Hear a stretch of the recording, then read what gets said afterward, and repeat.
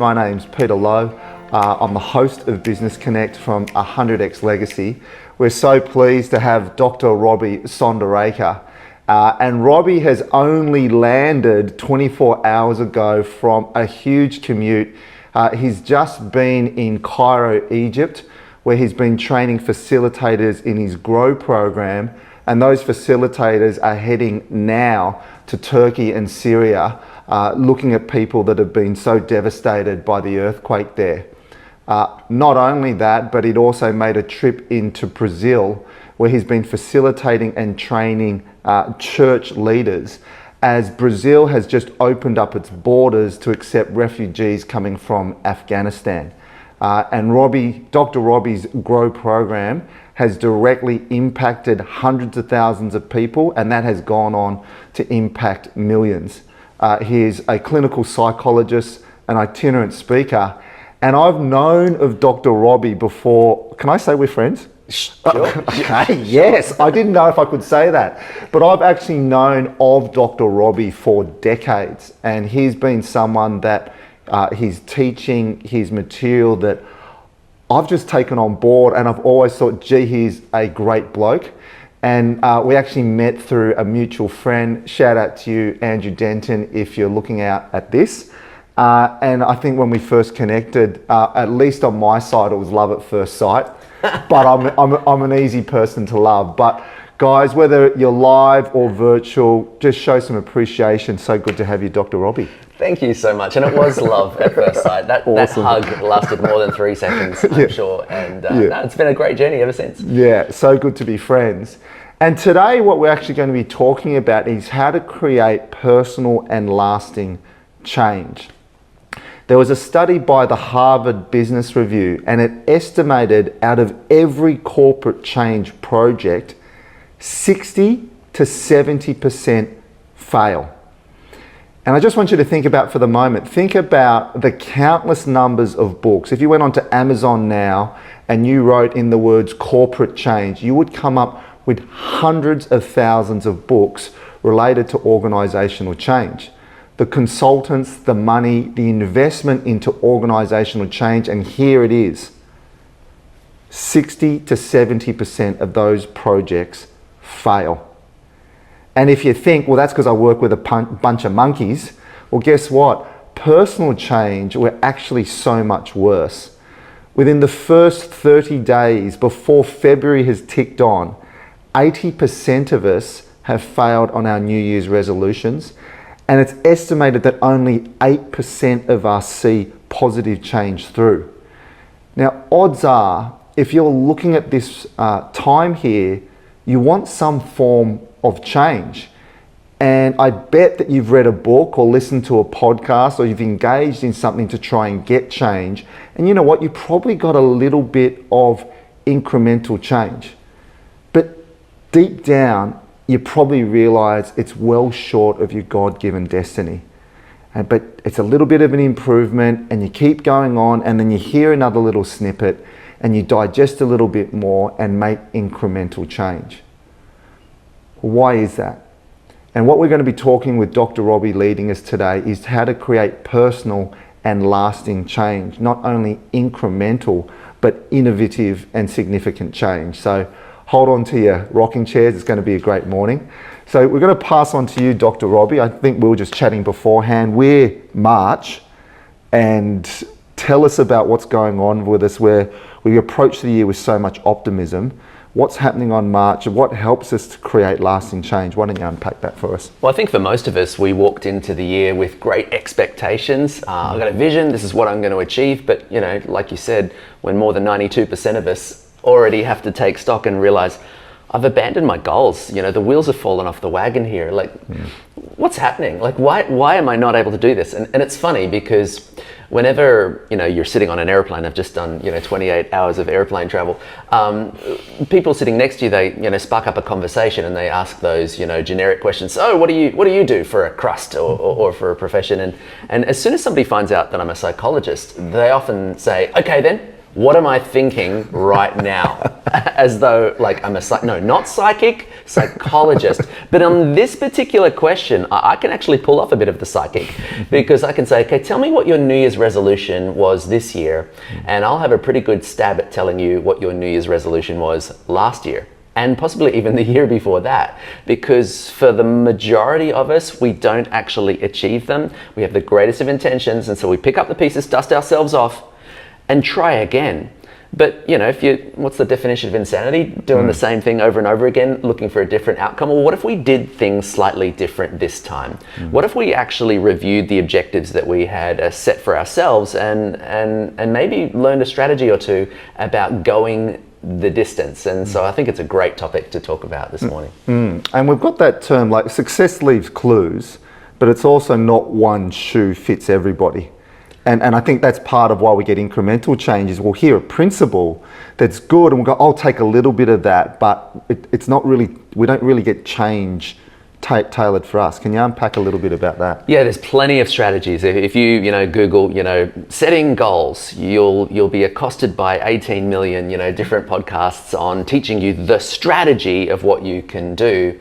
But unless we actually have a look at the internal philosophy or governing motivation as to why we do what we do, we're going to fall short every time. And so you look, I mean, the strategies are great, don't get me wrong. There's some really good stuff out there.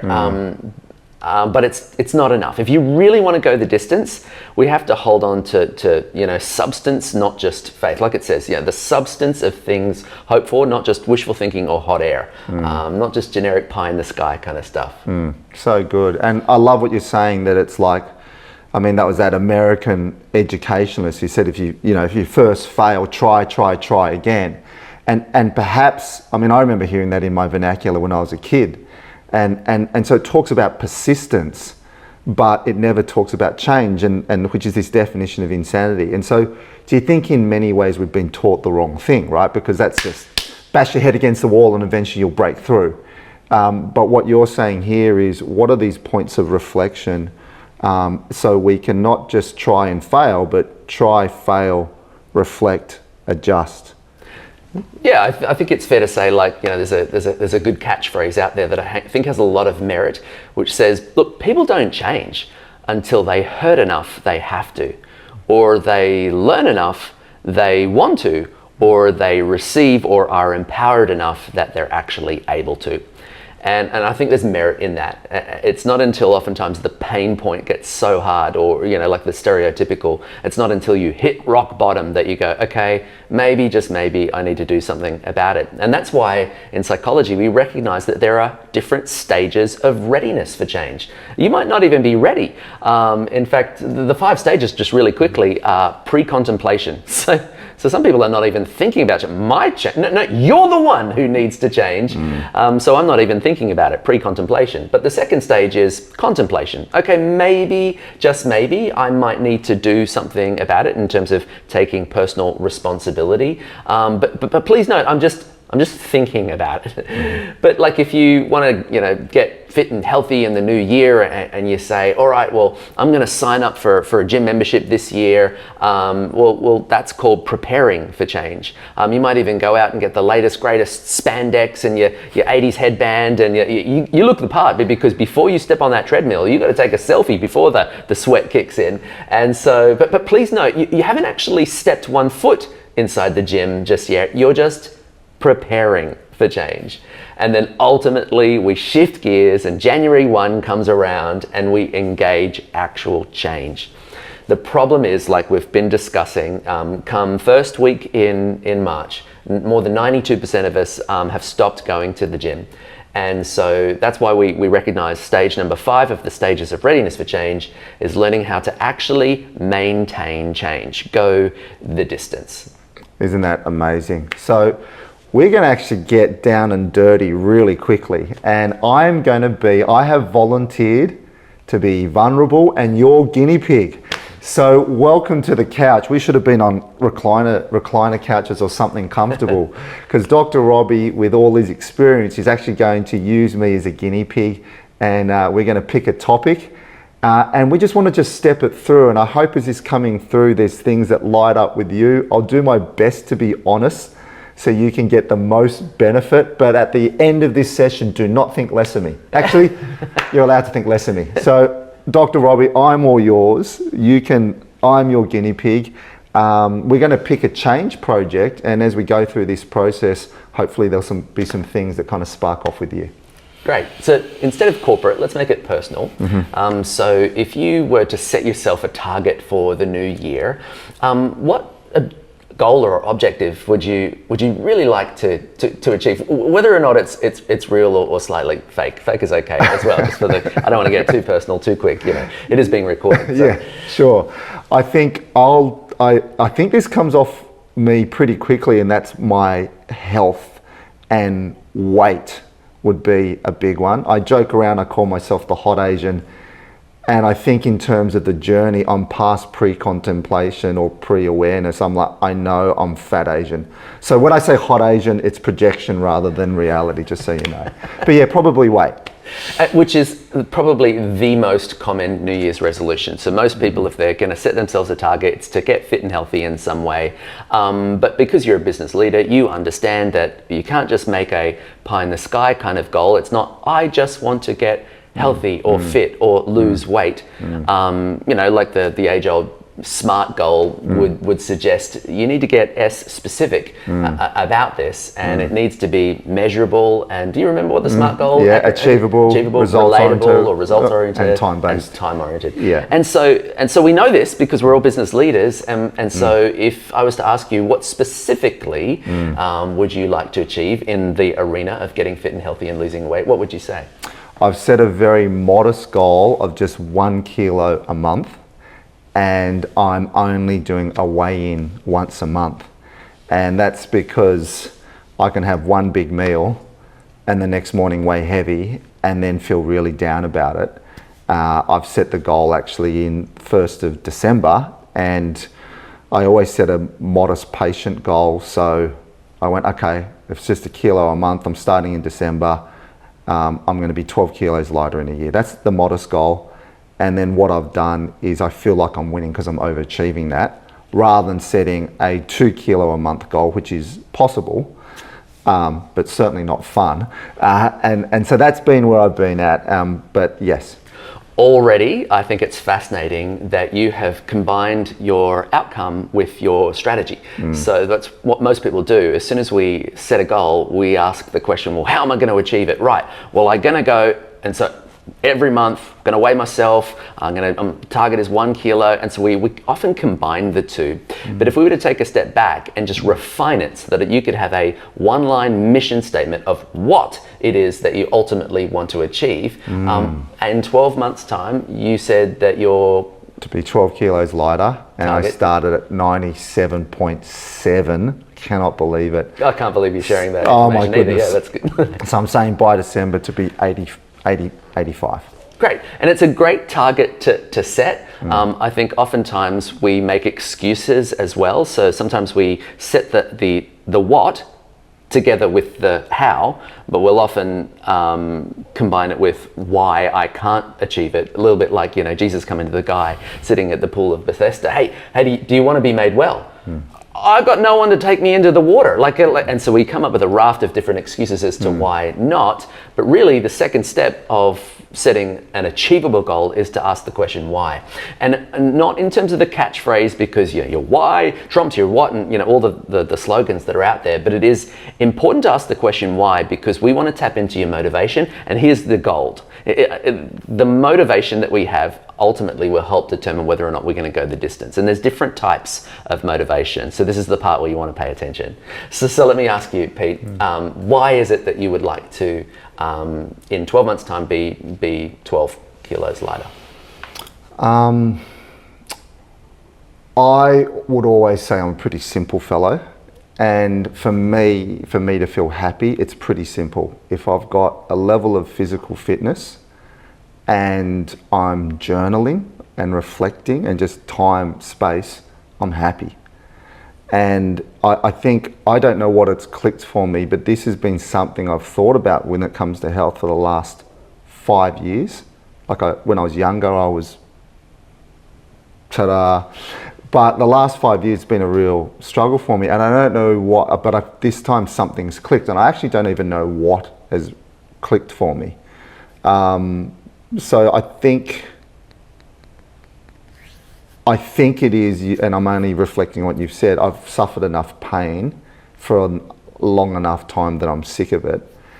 And I'd probably say the old positive motivations to start weren't enough.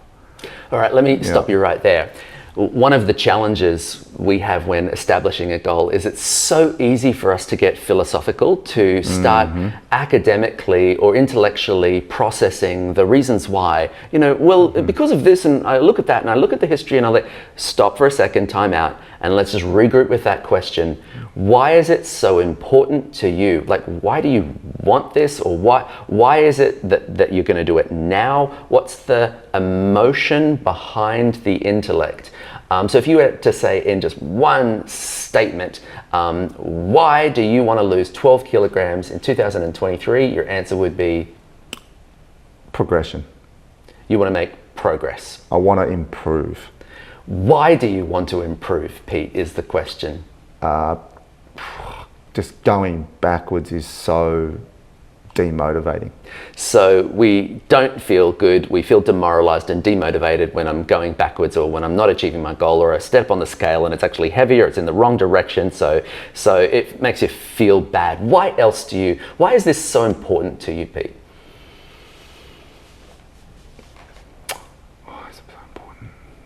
I don't feel good when I'm getting more aches and pains. I don't feel good that way. I have less energy. So all of that, I think I've seen my dad's had some health challenges. He's 90. And I can say till I'm blue in the face, like you can really see the impact when Dad does a little stair walk regularly. And come on, Dad, you got to do what's good for you. And then I'm literally like looking at me and I'm like, I'm telling my dad at 90, who's in enormous pain, to exercise because it's good for him. And it's just all words that I give for other people. So we're talking firstly feeling psychologically, so it doesn't feel good to be demoralized when I'm going backwards. But secondly, it doesn't feel good in your body, is what you're saying. When you're not fit and healthy, the aches and the pains that accompany not just lack of fitness, but then you're referring to your dad, and the older we get, the harder it is. Yeah, if I'm struggling with this now, I'm 48. Well, what's it going to be at 58, 68, 78? You know, I know we're going to, God willing, be living longer. And I'm like, and so I think before I just kept on making excuses. Oh, I'm over 40. Gosh, the body's not what it used to be. And I had all these things that just kind of lulled me into this comfort. And I'm kind of sick of being there. Yeah. So sick of being there, but give me one more reason why this is so important to you to achieve a 12 kilogram reduction in 2023. I have said this before, for myself, it's like I want to be able to pick up the grandkids. That'd be the piece, for me to be able to pick up the grandkids. And my kids are 10 and 8. And so we've got another 2 years, but no, I'm kidding. But, I think that's what I said to myself, like it's not, I'm happily married, don't need to attract a partner. Claire loves me for what I am, far out, good on her. But yeah, I think that if I think about a positive, I've said I want to learn how to pick up the grandkids, and so agility, flexibility is more important to me than a six pack. So I'm not doing this. Yeah, although of course you want to feel good. Great. So I don't know if you are observing what I'm observing. Peter's describing a variety of different emotions that are fueling the objective. So I want to lose 12 kilos in 12 months. Why? Well, there's a couple of different types of motivation that are taking place here. There's negative motivation because I don't feel good when I'm demoralized because I'm going backwards. Secondly, I don't feel good in my body, especially the older I get. And both of those are negative motivation. And even though we say it's negative, it's good. because negative motivation pricks your conscience into wanting to do something about it. As we said before, you don't change until you're hurt enough you have to. And so it's good because it gets us to the starting line. And for the majority of people who are making a New Year's resolution or setting targets in their business, oftentimes they're saying, hey, we can't have this anymore. So let's do something about it. Negative motivation is good, and this is the encouraging part, Pete, because it gets you to the starting line. Unfortunately, negative motivation almost never helps you cross the finishing line. And for that, we need positive motivation. And you threw in a positive at the end there and you said, I want to have ability and agility that when I'm older, I want to be able to pick up the grandkids. I want to be able to engage and have the energy to play with the kids. And that's a great target to have. But it seems as though there's a bit of a tug of war going on. If you're setting these targets for yourself and you're going, okay, what is it that I want to achieve? Like a one-line, simple, outcome-based statement that is devoid of philosophy, devoid of strategy, just the outcome. And once I've got that statement, now why? Why do I really want this? Why is it so important? Write down at least 5 things and just be honest. And then go through those 5 things and ask yourself, now how many of them are positive and how many of them are negative? So we only did 3 for time's sake. 2 of them were negative, 1 is positive. And this is the part where I say to you, Pete, I'm so sorry, but I don't think you're going to be successful at achieving your goal this year. Unpack that, yeah. Ouch. It's a motivational statement unto itself, albeit negative, because people are like, no, I really want this. Like, this is really important to me. And this is the part where I'd say, well, the only way for us to experience transformation is to do what it says in Romans 12 verse 2. Don't be conformed to the likeness of this world, doing pretty much what 92% of the people are doing, failing in their New Year's resolution. But rather, if you want to experience transformation, the only way it's possible is through a renewing of the mind. We need to make a transition from negative motivation to positive motivation. Even though it was good to get us to the starting line, in order to help us cross the finishing line, we have to ask the question, what is it that I actually do want, and not be like the guy at the pool of Bethesda who's making excuses as to why this is not going to work, but rather really process. And here's the key question. What is it that I'm grateful for that I want more of in my life? Because in psychology, we know that whatever you water in your garden will grow. So whatever you focus your attention on, you simply get more of. So if you're always focusing on what you don't want, you'll simply get more of what you don't want. Does it make sense? So in order for us to go the distance and actually get what we do want, we have to have that renewing of the mind, and the way in which we do it is simply gratitude. Asking the question, what is it that I am thankful for about my health or about my weight or about my future that I want more of, and that will help fast track. So redo the exercise for yourself. What is it that I want? Why do I want it? With 100% positive motivation. And then we ask the question, the all-important question, when? When do you want this by? And so you've already articulated that. You want it within 12 months' time. But let me ask you, is that the 2nd of March, which is today, or is that the 1st of January 2024? Like, what's the actual target date? December 31. Great, because it's not until we have an actual date that our pipe dream becomes a potential reality. Before that, it's just wishful thinking. I would like to get fit and healthy. I would like to lose weight sometime. Do you think that people are missing? So we've talked about write down what you want to achieve, write down 5 motivations, and then let's create a SMART goal. And I love what you say, like 92% of the time we're going to fail. And it's interesting because it's something that I say to people, if you want to be successful, it's really, really easy. And that is, do the opposite what everyone's doing. Whereas most people feel comfort in the crowd, and you go, okay, if you follow the crowd, the best you're going to be is average. Where is it that people are failing? So in your experience, is it that they've, some don't really have a what, or they have a vague what? Some might even have a goal, like I want to lose this are we losing it around the motivation piece? I know they're all important, but what do you see? For the majority of us, we focus on strategy. So as soon as I got my what I want, well, how am I going to do that? And the how is not the question that we got to ask. We really got to dig deeper on the question why, because the why is going to determine whether or not we go the distance. As it's often said in the business world, culture eats strategy for lunch. Strategy is like the talked up engine. It's a V8 powered, beast of a thing, but the culture is the ground upon which the vehicle drives. And if the ground is made of mud, you're going to just be spinning your wheels all of the time. Well, the same is true with motivation and strategy. We often go, well, what's the latest, greatest diet to achieve my goal? Whereas we really need to be able to dig deeper on the why, because the why is the fuel in the engine. No fuel, the engine, doesn't matter how big the engine is, it's not going to run. And so we've got to go, if we're going to go the distance, let's make sure that we've got the right type of fuel. If you want to go to the moon, only rocket fuel will do. And so that motivation is like rocket fuel. And when we come to that difficult question of when am I going to achieve it, well, that's the reality. That's where the rubber hits the road now. I'm really going to do this because now I'm accountable. December 31st, like there's an actual measurable date, which leads us to the fourth question, which is finally how. But not how will you do it? The question how is, how will you know when you've actually accomplished it? What is the measurable outcome that you can apply here? Because unless you're able to measure it, it's just pie in the sky kind of stuff. So how will you know? Now, I don't want the academic answer of, well, I will stand on the kilos and I will have gone down. That's exactly what I was going to say, by the way.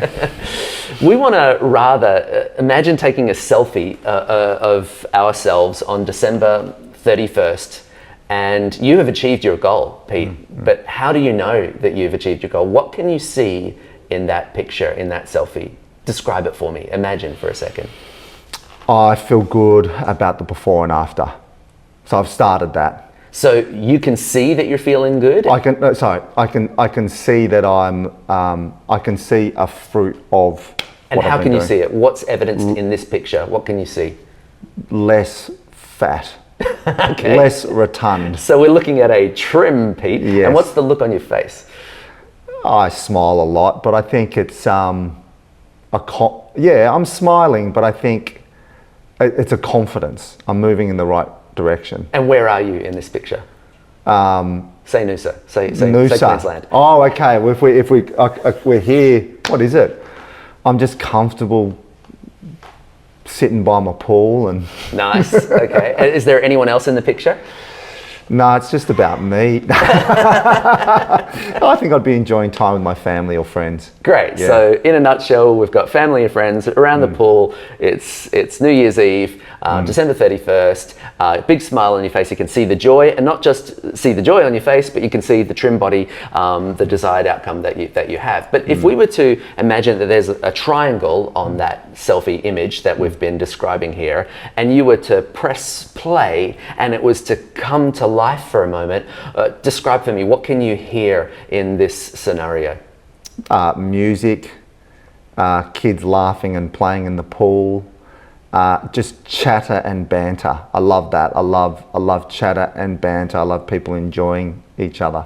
Now I want you to transport yourself into that scene. You're actually there now. What can you feel physically? What can you feel? My body's moving. I don't have aches and pains. I've got normally have a tight shoulders, and they're just not tight.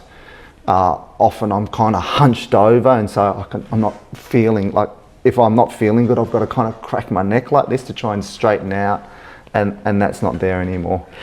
Some people dismiss this exercise and go, oh, this is just, mumbo jumbo, some kind of neurolinguistic programming or some kind of visionary, Well, the Bible I read says people perish for a lack of vision, or they cast off restraint. They cast off the objectives that or the target that they're trying to achieve. But when we actually stop and we envision or visualize, because we've got 5 senses, and if I'm sitting by the pool and I can hear the laughter and the sound, and there's a cool sea breeze on my face, and I've got this cold ice drink in my hand, and if I can actually conceive it in my mind, well, as the saying goes, whatever you can conceive, you can achieve. And here is the neuroscience of it. Your brain cannot tell the difference between that which is imagined and that which is real. Now I know some of you, you're in Sydney, so you're an hour, already you had more coffee than us, and so you're thinking, hang on, that's not true. Like, okay, it might be true for you two, but for me, I know the difference between that which is imagined and that which is real. To which I'd say, yes, you might know the difference, but your brain doesn't. And here's how we know this. Because if we were to do an exercise right now where everyone was to just close their eyes and just for 30 seconds imagine sucking on a piece of lemon, well, automatically, by default, your physiology is going to react. Your saliva glands are going to explode. Why? Because you're sucking on a piece of lemon? No, just because you're imagining sucking on a piece of lemon. And that's the power of imagination. That's the power of being able to see things in our mind, not just academically. Well, I'm 12 kilos lighter, it's measurable, it was a smart goal. No, I see the joy in my face, and I can feel the skin, the wind on my skin, and the feeling in my body and my shoulders, and the laughter of the children. I can actually put myself in that situation.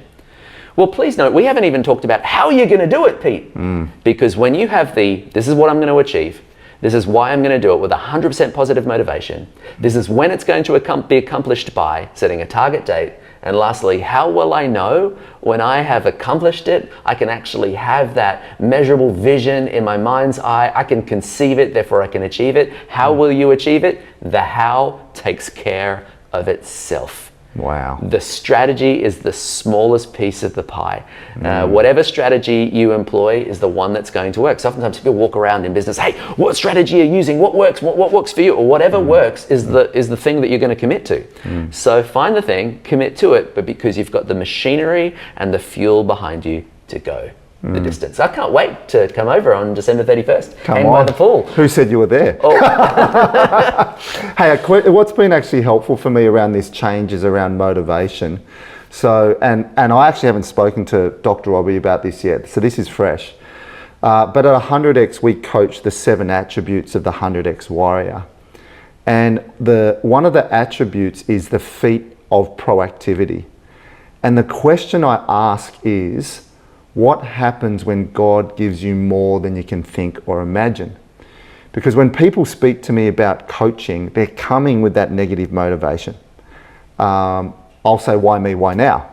And they'll go, because if I don't do this, I'm going to be bankrupt. So I don't think I've ever got someone going, I'm operating my business at level 8, I want to be 9. They're always like, I'm in pain. Yes. And you coach people and then they get out of pain, but it's almost this sense of guilt and isn't work meant to be hard, and I'm out of the pain, and they stop. The renewing of the mind stops.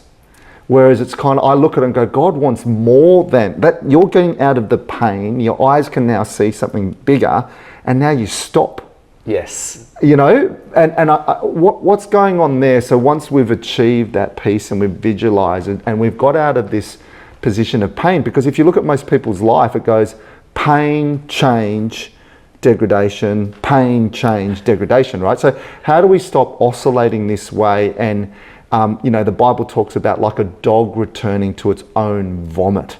Like we keep on this negative motivation. We're like 92% of the world. How do we renew permanently? I'm not sure, like, is it a baseline? What's going on there?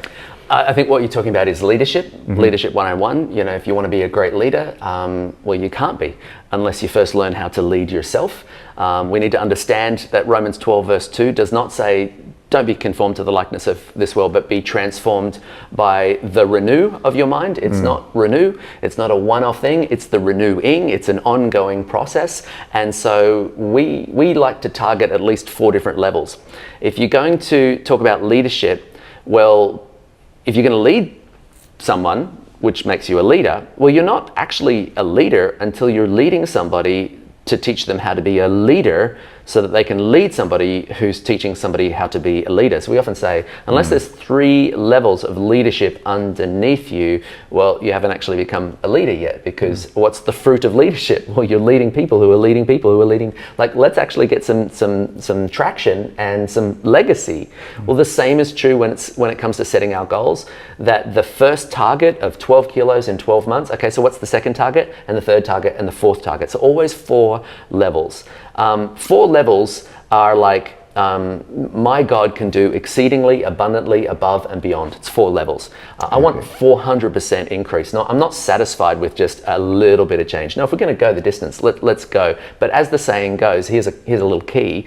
You've all heard the catchphrase, if you want to go fast, go alone. But if you want to go far, go together. Who are your, wait for it, 4 people who you're going to tell this goal to, who might even encourage you or even join you on the mission? Because it's one thing to get up at 5 o'clock in the morning, set your alarm like we did this morning, and say, I'm going to, with great intention, I'm going to get out there, I'm going to go running or walking or swimming, or I'm going to exercise, to help my goals. But at 5 o'clock in the morning, when I had such a hard night last night, I had to work, I had those reports due, I went yesterday, I'll go tomorrow, and we just press the snooze button, or I'll go in 15 minutes.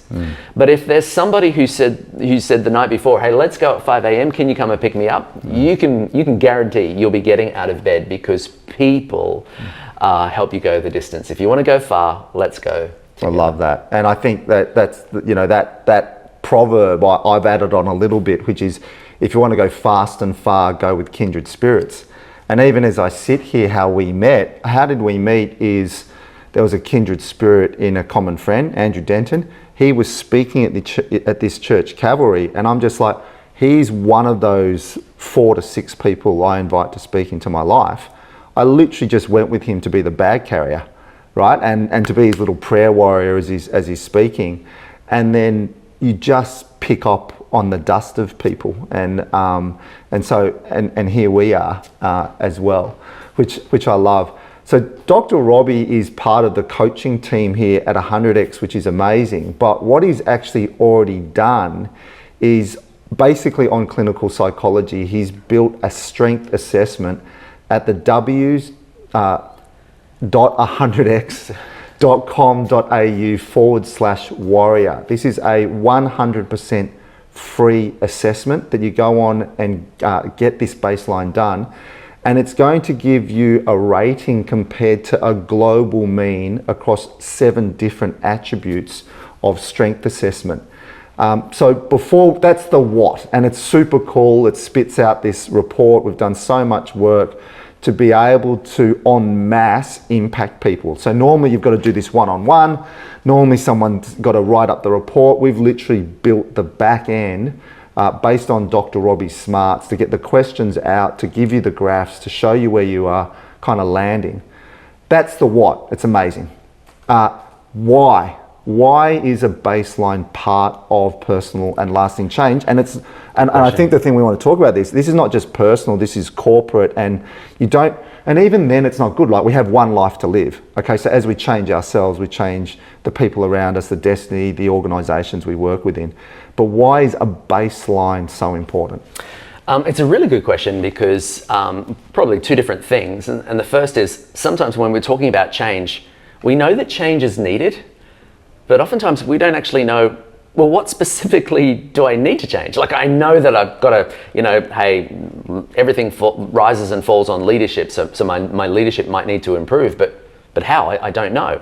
Well, when you go through the 100 questions, the 100X strengths assessment, and you identify, these might be my areas of strength, but these are areas that perhaps I need to grow in or work on and develop to be able to bring up my leadership. So it helps you pinpoint the what that might need to change or improve. But secondly, when it comes to having a baseline, if I'm going to measure progress, well, I need to actually measure where I'm at today. It's like the satellite navigation system. It's not just determining your destination, it's determining your present location, because unless you know where you are, you'll never be able to get to where you want to go. And if you don't know where you're going, well, you've already arrived, haven't you? So the idea is that I need to actually get a baseline measure now, so that this doesn't become like a glorified healing ministry that's just a sham, where we encourage somebody to get up with your broken foot, walk across the stage, and we all clap and cheer, and we never actually find out what happened with that. Did they go to the doctor? Did they take an X-ray? Is the healing real, or are they now in traction and getting screws because they should never have walked on that thing? We need to make sure that that we're going to give God the glory, that that there's a measurable testimony. So not just what do I want to achieve, but where am I at now? And in 12 months' time or in 6 months' time or whatever the established target date is, let me redo the same evaluation to see and determine whether or not there has been measurable growth in those areas of my life. I love that. I think in a business context, I'll say to people, don't try and think of 10 things you've got to work on. What's the domino event that causes some momentum? And I think what you're saying here in this baseline, it's like we all want to improve in all areas, but we don't want to feel overwhelmed with change. And as you understand your baseline, you can do anything, but you can't do everything. And so as you understand your baseline, it'll give you specific feedback on to improve. But not only that, this tool is free for life. And so as you get your results, you'll see how you compare to a global mean versus the mean of everyone who's done the assessment, and then take that into years, like come up with some actions, come up with reflections, come up with the model you've talked about, and then take another baseline snapshot. So 100x.com.au/warrior, it's a free assessment. You'll be given a digital report that will give you that. The other thing coming up there, Dr. Robbie will be running a seminar on February the 31st of March. More details. Did you say February the 31st of March? Because February the 31st of March. I have not had a coffee. On Friday, Friday the 31st of March, Dr. Robbie will be running a webinar, and he'll be unpacking more of that for us as well. So more details on the website. Dr. Robbie, it's been fantastic. I hope as you're listening here, you got something. Really encourage you, once you inspire, you've got to perspire. What's one thing that you can do with immediacy as a result of the conversations that we've had? What's one thing you can do? So the what, I'm going to write down my motivation. I'm going to talk about how I would know. So don't just run and go, that was awesome. In your calendar right now, pick out an hour slot where you can be by yourself and reflect. God cannot speak to a busy, hurried spirit. Give yourself the gift of time and may it create lasting change. Thanks for tuning in. Thank you to Dr. Robbie. We'll catch you later on the next 100x Business Connect. Ciao, ciao.